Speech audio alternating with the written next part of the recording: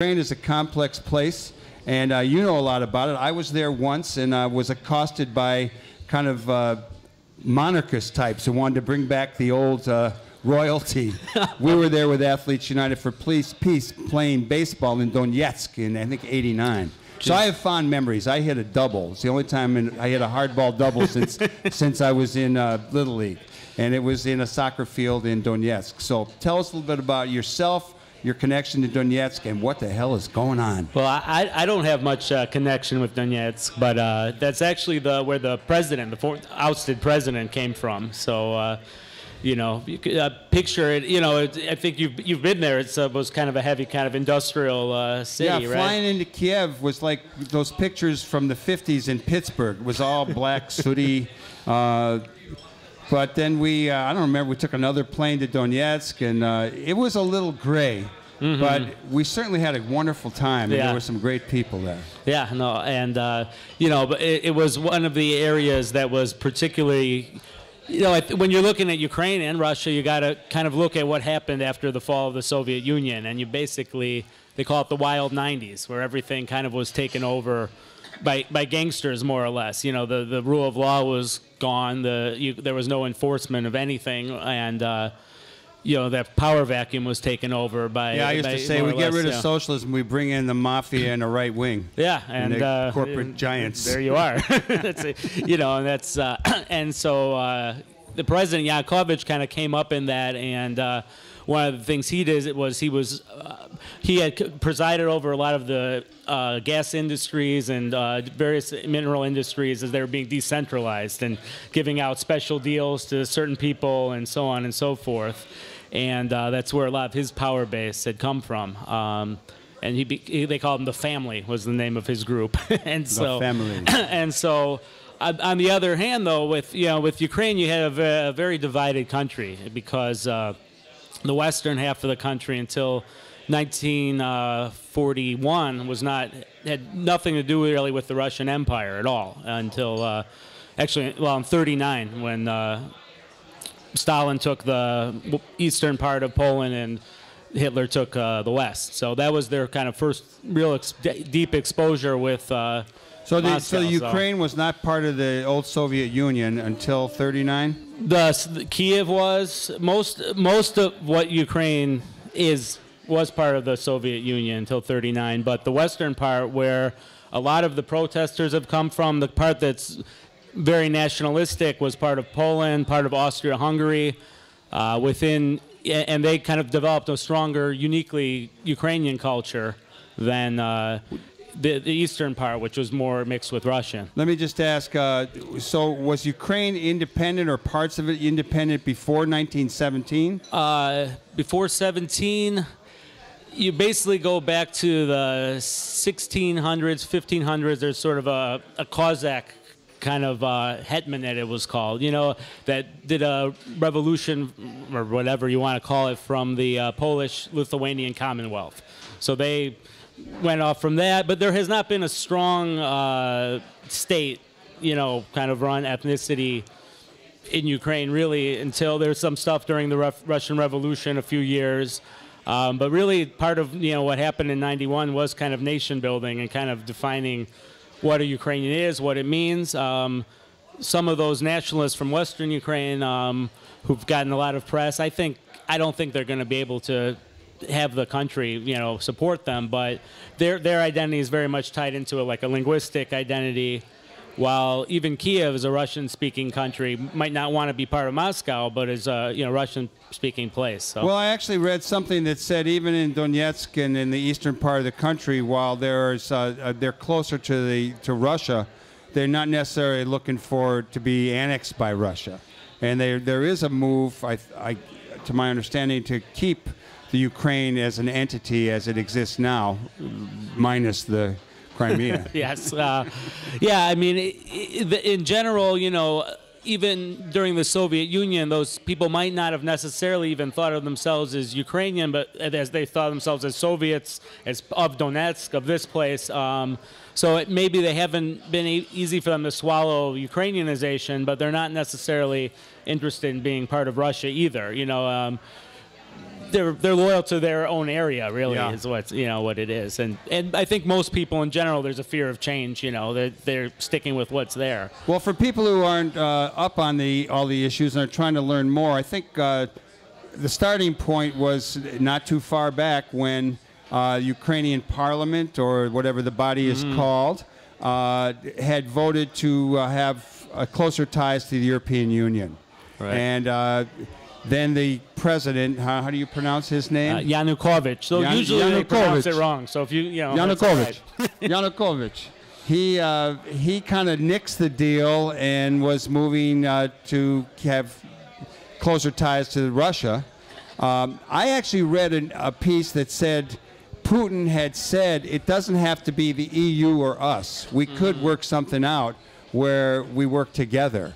Any comment on that? Any reading on your part on that topic? Yeah, I mean, I think the thing is that basically since independence, Ukraine has sort of tried to get as much as they could from the West and from Russia, and it's sort of a delicate power play that they've been doing. They've been existing in a lot of ways. They have the least efficient gas economy in Europe, and they've been getting a lot of cheap gas from Russia, and that's pretty much what's kind of fueled a lot of the economy. And that cheap gas came out of they transport gas into Europe through Ukraine. Most of Russian gas goes through Ukraine, so there's been a lot of dependence on Russia, and at the same time they want to see what they can get from Europe as well. And I think everything kind of came to the head, and at the last minute, even to his own people, the president was kind of trying to say, well, I'll do this and I'll do that, I'll do both. And then he ended up going with the Russian deal, which gave him, I think, $15 billion in aid or something. And it was economically much better than what the EU was offering. But there was a lot of strings attached. There were strings attached, and there's a perception in Ukraine. I could speak to what I saw in central Ukraine, around Kiev, western Ukraine. It seems to me most of the country that there's a thought of the West as the place where there's rule of law, and the Russian space is sort of still kind of this sort of shady kind of gangster style way of doing things. And so there's a certain aesthetic appeal when they hear Europe. No one's saying, I want, they're not studying the intricacies of free trade or anything like that. There's just kind of an idea of a different setup. I can see how people in many parts of the world, but certainly after having visited the old USSR, people would be looking for a breather, a little bit, an opening. I mean, it's very different than it is here in the West. The gas issue is crucial, I think. The Soviet Union, well, now Russia, supplies a lot of oil and gas to Europe, and certainly to the Ukraine, and it goes through the Ukraine. And that is one of the main issues, I think, why the European Union has been a little bit cautious about sanctions against the Russians over the grabbing of Crimea. Your take on the gas situation, where will it lead? What are the alternative sources down the line if we have this standoff with the Russians? Yeah, I think absolutely. I mean, gas is key. Gas is, I think, 50% of the Russian economy, and it's certainly Europe has certainly been very dependent on Russian gas, and it's basically the Gazprom is state run, and it plays a big part in Russian politics. What's going on now, though, is with the fracking and various things like that, and all these technologies are increasing the West's confidence that they could provide cheaper gas, and so there are those who are then arguing that within that industry there's a feel of, well, maybe we're not as reliant on Russia as we thought we are.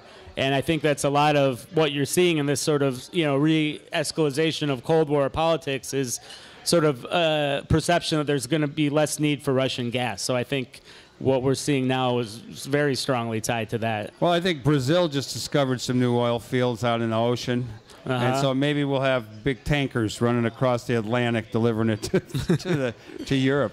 And outside of Crimea, they're looking for some more oil, which now is Russian oil rather than Ukrainian oil. So that should come into play when people think about why did they move into Crimea and so on. Yeah. What do you think will happen? I think Crimea also is a touristy area. It was during the Soviet times. It was kind of the touristy area. They have not developed their infrastructure at all since then. Other parts of southern Russia have kind of taken that over. And what Ukrainians were always telling me is, why go to Crimea when you could go to Turkey? And that it sort of was dying down as an area. It's a very dependent area. It was dependent on Ukraine for energy and for water and things like that. It's going to cost Russia a lot of money to develop Crimea and also to wean its dependency on electricity and stuff from mainland Ukraine. So it's one of the things that keeps coming up, particularly for an old leftist like myself, is the role of neo-Nazis in this rebellion. And I think probably there was a history of Ukrainian right-wing pro-Nazi forces in the old days. Correct me if I'm wrong. Yeah, I mean, it's very controversial to say that. Within Ukraine, it's one of the ultimate sort of topics of fighting over is whether or not the Reds won, so probably people didn't want to admit it when Russia had a big influence. Yeah, but absolutely, it's and that's what you're seeing now is groups. I personally wouldn't use the neo-Nazi term. They're nationalist. They say they're against xenophobia and racism and anti-Semitism and so on. But they're basically their ideology and they have hero worship of figures from World War II, who they view as anti-Soviet and anti-Nazi. But which also took a lot of money from the Nazis, and when they started up to fight the Soviets, they wind up fighting the Nazis later. Some of them end up in concentration camps. It's a tricky history, but within Soviet ideology, and they were fascist, period. And so that's kind of what you're seeing in Russia's reaction to it is the fascists have taken over. They're Ukraine. Really playing that up. They're playing that up. It's something I think to be concerned about, as they are nationalists, I think, more than necessarily as they're neo-Nazis. It's going to be difficult for the Eastern Ukraine to ever swallow them. And there's all sorts of conspiracy theories. Some of them is that, they're actually funded by Russia in order to break apart Ukraine. Others question whether they're funded by the U.S. There's a group called Right Sector that pretty much, was one of the key elements of the street fighting. They were kind of involved with a lot of the clashes with the police. And what really mobilized the ousting of the president was when during some of these clashes, snipers shot 100 Ukrainian people. Some of whom were simply activists, not necessarily in the fighting. Do we know who the snipers were yet, or is there still a debate on it? It's starting to become they were part of the Ukrainian government special forces, and it's being debated now as to whether or not they had Russian involvement. More and more is coming out of that. At this point, Russia said they did have special forces in Kiev, but they were to protect the Russian embassy. More and more is starting to look like there was some degree of involvement. It happened right after Russia gave another big aid package to the Yanukovych government, and Yanukovych enacted a very strong anti-free speech laws, which mirrored those of Russia. And after that, there was a kind of big upswell, and that led to over about 100 people being shot. You are listening to the Live from the Heartland show, brought to you every Saturday morning on WLUW 88.7 Chicago Sound Alliance, and anywhere in the world on WLUW.org. And you can listen to earlier editions and watch us at youtube.com/heartlandmedia. And those of you who follow CAN TV, you'll be able to find us in your schedule. I think it's channel, I don't know what channel it is, but we're on CAN TV. And we are talking with Dan Kugler, one of the Live from the Heartland producers. We're talking about the Ukraine. And one of the things that popped up recently in the news was U.S. corporations getting into the fray. U.S. oil corporations, et cetera, probably international players. What's your take on this? It's true. Absolutely. I mean, there's, one can argue about levels of involvement and so on and so forth, but it's pretty clear that, Western corporations would definitely be benefiting from, a Ukraine that moves to the West. Ukraine has massive amounts of farmland. It was the breadbasket of the Soviet Union and so on and so forth. And its infrastructure tanked, after the Soviet Union fell. So there's a lot of room for, potential according to, Western, various Western companies. And they're definitely looking to exploit that. And I think what we're going to see in Ukraine probably is going to be some sort of neoliberal government. They signed, they took out loans with the IMF, and they're already saying there's going to be a lot of cuts to, pensions and so on and so forth. It sounds like Chicago in Illinois. They're trying to cut the workers' pensions. Exactly. Anyhow, I was watching Channel 11, and I saw the woman from the IMF, Christine Lagarde, I believe her name is, a French woman. She was basically saying that the Ukrainian economy is in really, really rough shape. Yeah, I mean, the Yatsenyuk, the prime minister, who then took these loans, said, it's a kamikaze act to save the country. I mean, that's the best face he can put on it, is, that it's going to be bad, and I don't think there's much of a way around it. There's a question, will it be better in 20 years or not?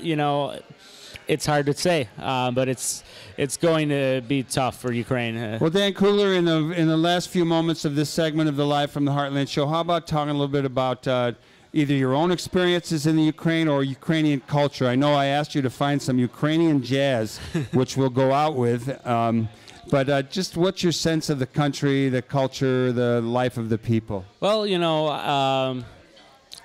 very, like you said, very kind, kind of warm people.